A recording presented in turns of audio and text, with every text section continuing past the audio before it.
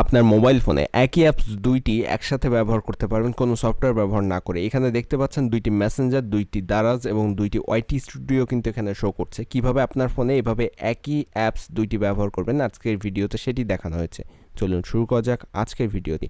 আর নতুন হয়ে থাকলে অবশ্যই আমাদের চ্যানেলটি সাবস্ক্রাইব করে দিয়ে পাশে থাকা বেল বাটনটি প্রেস করে দিবেন।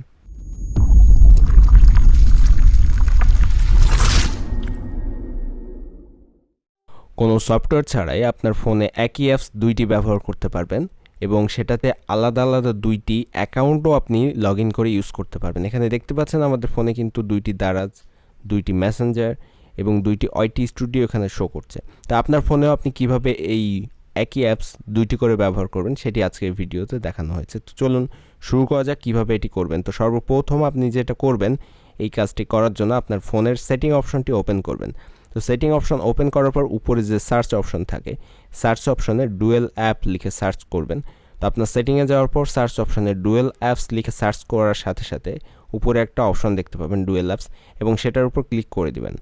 এটার উপর ক্লিক করার পর নিচে দেখতে পাচ্ছেন আপনার ফোনে যে অ্যাপসগুলো ইনস্টল করা আছে সবগুলোই কিন্তু এখানে শো করবে, সব অ্যাপসগুলোই এখানে শো করছে।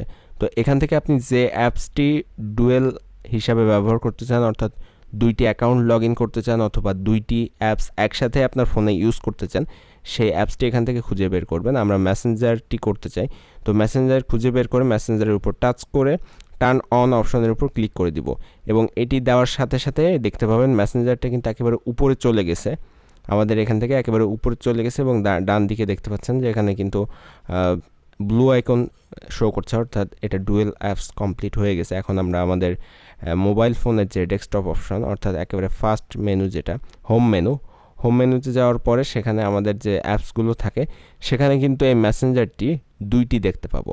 তো মেসেঞ্জারটি আমরা দেখব লাস্টে, একেবারে লাস্ট অ্যাপসগুলোর লাস্টে এখানে দেখতে পাচ্ছেন যে মেসেঞ্জার কিন্তু দুইটা শো করছে। তো এখান থেকে আমি দুইটা অ্যাকাউন্ট আলাদা আলাদা দুইটা মেসেঞ্জার অ্যাকাউন্ট বা ফেসবুক অ্যাকাউন্ট আমি এই দুইটা আলাদা অ্যাপসে লগ ইন করে নিতে পারবো। তো এইভাবে আপনারা এই যে ফেসবুক অথবা মেসেঞ্জার অথবা হোয়াটসঅ্যাপ অথবা ইমো যে কোনো অ্যাপস আপনারা এভাবে দুইটি অ্যাকাউন্ট আলাদা আলাদাভাবে একই মোবাইল থেকে ইউজ করতে পারবেন। তো এর জন্য আপনারা এই কাজটি করবেন। আর কিভাবে এই সফটওয়্যার ডুয়েল অ্যাপস ক্লোন করার পরে আবার ডিলিট করবেন সেটিও কিন্তু ভিডিওতে দেখাবো, সুতরাং শেষ পর্যন্ত অবশ্যই দেখবেন।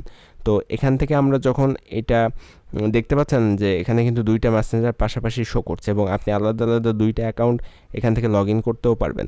তো আমরা ফার্স্টে ক্লোন করছিলাম যেটা, সেটা ওপেন করেছিলাম, এখন অরিজিনাল মেসেঞ্জার যেটা সেটা কিন্তু এখান থেকে দেখাচ্ছে। তো দুইটা মেসেঞ্জার পাশাপাশি আপনারা দেখতে পেলেন, এবং আমরা এখন আরেকটি অ্যাপস এখান থেকে ডুয়েল অ্যাপস করব। তো তার জন্য আমরা আবারও সেই ডুয়েল অ্যাপস অপশনে ফিরে আসলাম এবং এখান থেকে আরেকটি অ্যাপস আমরা খুঁজে বের করব যেটা আমাদের দরকার। তো আপনারা আপনাদের ফোন থেকে এভাবে খুঁজে নেবেন। তো আমরা এখান থেকে দারাজ এবং ওয়াইটি স্টুডিও এই দুইটি অ্যাপস আবারও দুইটা অ্যাপস তৈরি করব, তার জন্য এখান থেকে আমরা খুঁজে নেব।